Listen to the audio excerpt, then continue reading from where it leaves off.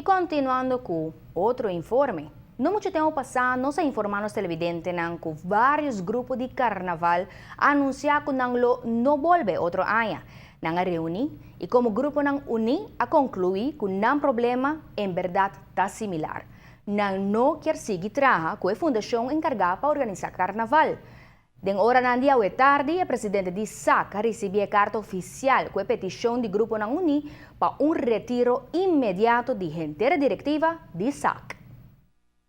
Toma tempo para nós para trazer uma moção por meio de advogado que aduna nós sua cooperação totalmente para mostrar que é também que aportar na carnaval e ela seja gratuitamente para nós e trazer uma moção caminho que moção aqui agora mandar para SAC tem a carta aqui dentro sua mão e tem 72 horas para dar um contexto no grupo de carnaval. Praticamente o grupo de carnaval expressando uma preocupação para a forma como o carnaval da ordem guia.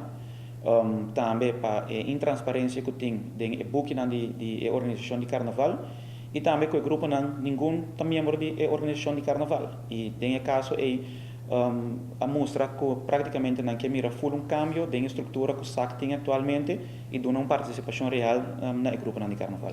A carta magna aqui, maneira que o advogado Yamele tem carta que todo grupo de carnaval afirma e estava falando de grupo de adulto e também de grupo de mucha, que praticamente afirma a carta mandando uma moção para SAC pedindo um retiro dentro de 72 horas.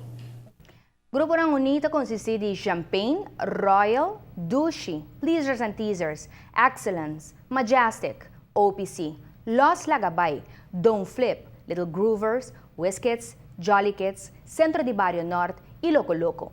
Também pode agregar que a organização Música e também Purple Entertainment a une na causa aqui. Com exceção de dois grupos, qual a Meta Social Club, que não tem segurança tribunal futuro plan para carnaval, e TOB, que anuncia publicamente que a final do grupo está em Carnaval 60, não afirma petição aqui. Nos próxima edição de Notícia Noite, nós temos mais detalhes sobre o desenvolvimento da situação aqui, que tem Carnaval de Aruba, Ribolinha.